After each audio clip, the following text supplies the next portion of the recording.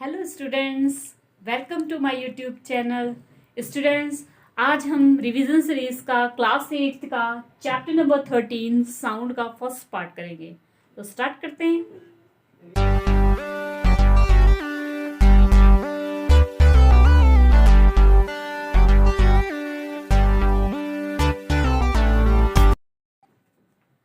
तो साउंड में आज जो है एक फर्स्ट पार्ट है हमारा। नेक्स्ट पार्ट हम नेक्स्ट वीडियो में कंप्लीट करेंगे और ये फर्स्ट रिवीजन होगी। आई होप आपको ये चैप्टर अच्छे से समझ आ जाएगा। तो वीडियो को लाइक कर देना, चैनल को सब्सक्राइब कर देना और बेल आइकन को दबाना मत भूलना। तो स्टार्ट करते हैं। Topic in this chapter to be covered in this part: introduction, vibration, how to sound produce, propagation, sound and frequency. ये पार्ट हम इस वीडियो में जो है कंप्लीट करेंगे। आई होप आपको अच्छे से वो समझ आएगा। तो स्टार्ट करते हैं हम। इंट्रोडक्शन। साउंड क्या मदद करती है कम्युनिकेशन में? कैसे? मैं बोल रही हूं और आप सुन रहे हो, तो वो क्या हो रहा है, जो यहां से निकल रहा है और यहां जा रही है, वो क्या है? साउंड। ठीक है। तो साउंड जो है कम्युनिकेशन होता है, जिससे हम महसूस सकते हैं किसी भी चीज को, तो वो है साउंड। और साउंड जो होते हैं उसकी हम कुछ प्रॉपर्टीज देख लेते हैं कि साउंड का रोल क्या होता है। Sound body produce to and fro. अब साउंड प्रोड्यूस कैसे होती है?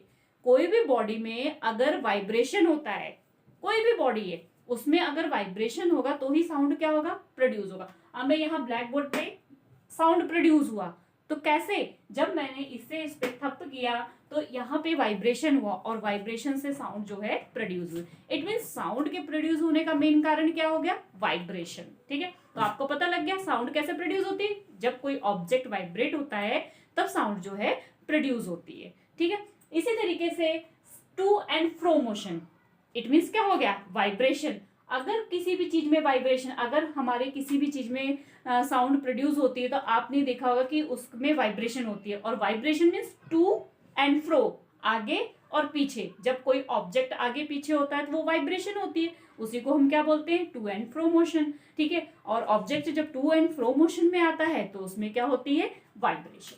ठीक है।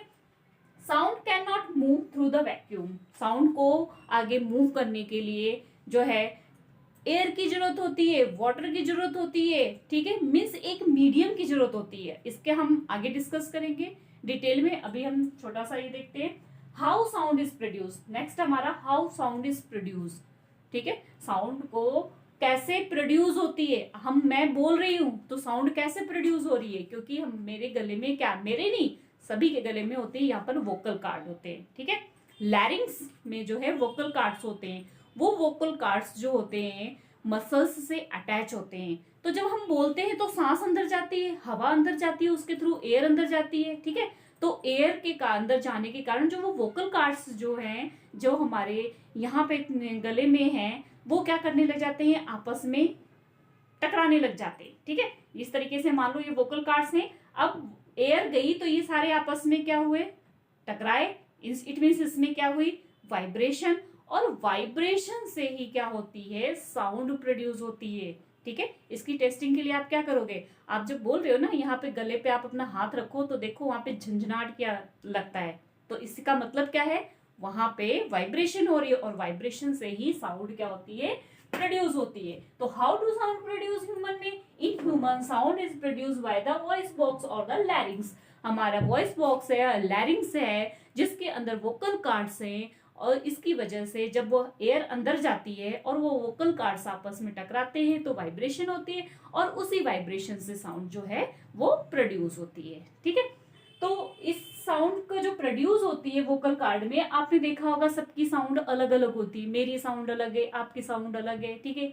तो ये किस पे डिपेंड करता है? ये हमारे वोकल कार्ड की जो है मीन्स उसकी वो मसल्स से जिस तरीके से अटैच होता है। ठीक है। उसकी जो मोटाई होती है, मतलब वो जितना पतला होता है, जितना मोटा होता है, जैसे उसकी वाइब्रेशन होती है, डिपेंड उस पे करता है। इसके बारे में भी हम डिस्कस करेंगे आगे कि तीखी आवाज।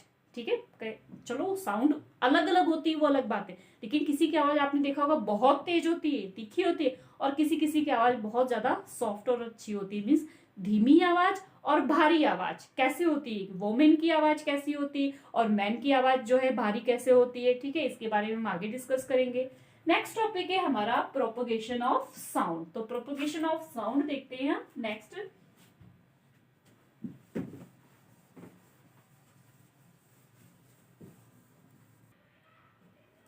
अगला टॉपिक है propagation of sound. Propagation of sound क्या होता है? Sound required material medium for the propagation. अभी मैंने आपसे जस्ट थोड़ी देर पहले बात की थी कि साउंड को ट्रेवल करने के लिए, ठीक है, आगे बढ़ने के लिए मटेरियल की जरूरत होती है, ठीक है। इसके लिए आप कैसे करोगे? अगर हम देखो बोल रहे हैं, अगर यहाँ पर एयर नहीं हो आसपास तो हम साउंड को नहीं सुन सकते। इट मीन साउंड को आगे ट्रेवल करने के लिए किसकी जरूरत है? एयर। एयर क्या है? उसका मीडियम है, ठीक है।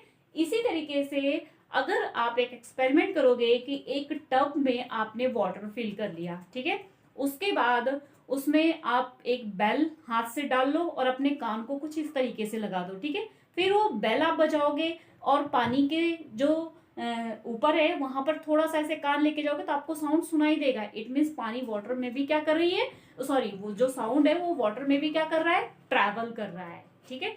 इसी तरीके से अगर आपने किसी टेबल के ऊपर अपना कान रखो और थोड़ी दूर पे उसको थप थप करोगे तो आपको वहां की आवाज नहीं सुनाई देगी, पर आप टेबल को अगर थप थप करोगे तो आपको आवाज सुनाई देगी, ठीक है। तो वो साउंड जो है उस सॉलिड के थ्रू क्या कर रहा है? ट्रैवल कर रहा है। फॉर एग्जाम्पल ये मार्कर मैंने ऐसे कान पे लगाया ना, अब यहां से मैं अगर ऐसे कर रही हूँ तो बहुत तेजी से आवाज मेरे कानों में जा रही है, शायद आपको नहीं जा रही होगी। क्यों? क्योंकि वो साउंड जो है इस सॉलिड के थ्रू ट्रेवल करके मेरे ईयर में जा रहा है। तो इट मीन साउंड को ट्रेवल करने के लिए सॉलिड, लिक्विड, गैस, कोई ना कोई मीडियम की जरूरत है। अगर मीडियम नहीं होगा तो साउंड जो है ट्रेवल नहीं करेगा। आप चाहे इसका एक एक्सपेरिमेंट भी कर सकते हैं कि एक जार ले लेंगे, ठीक है, जार के अंदर से पहले वैक्यूम से सारा निकाल देंगे एयर, ठीक है, सारा एयर निकालने के बाद उसमें एक बेल लगा देंगे, ठीक है, सेल लगा दिया, साथ में इलेक्ट्रिक बेल लगा दिया, और पहले जब वैक्यूम उसकी हवा उसके अंदर थी तब आपने बेल बजाई तो जार में आवाज आ रही थी, लेकिन जब आपने उसकी एयर बाहर निकाल दिया और उसके बाद उस बेल को आप बजाएंगे तो बिल्कुल भी आवाज नहीं आएगी। क्यों? क्योंकि उसमें मीडियम नहीं है जिससे साउंड क्या हो सके? ट्रेवल हो सके। तो हमने यहाँ ये सीखा कि साउंड को ट्रेवल होने के लिए कोई ना कोई मीडियम की जरूरत होती है, चाहे वो सॉलिड हो, चाहे वो लिक्विड हो, चाहे वो गैस हो, ठीक है। अब साउंड जो है हम नहीं सुन सकते स्पेस में। क्यों नहीं सुन सकते? आप कहोगे कि अगर मून पे जाएं और हमारा साथ में फ्रेंड खड़ा है तो हम उसको बोलेंगे तो क्या वो सुन लेगा? नहीं सुनेगा। क्यों? क्योंकि वहां पर एटमॉस्फेयर नहीं है, और एटमॉस्फेयर नहीं है तो साउंड जो है उसके कानों तक नहीं पहुंच सकेगा, ट्रेवल नहीं हो सकेगा साउंड। नेक्स्ट आगे हमारा जो है फ्रीक्वेंसी। फ्रीक्वेंसी क्या होती है इसकी डिटेल हम नेक्स्ट आगे पढ़ेंगे। आज हम सिर्फ थोड़ी सी एक डेफिनेशन देख लेते हैं कि frequency is measure of number of oscillation पर सेकेंड। एक सेकेंड में जो नंबर ऑफ ऑसिलेशंस होते हैं, एक सेकेंड में जो नंबर ऑफ ऑसिलेशन होते हैं उसे क्या बोलते हैं? फ्रीक्वेंसी। ऑसिलेशन इस तरीके से, ठीक है, इस तरीके से, तो उसको क्या बोलते हैं?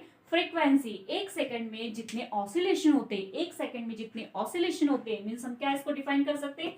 Frequency is measure of number of oscillation in पर सेकेंड। पर सेकेंड में जितने नंबर ऑफ ऑसिलेशन होते हैं उसे क्या बोलते हैं? फ्रीक्वेंसी।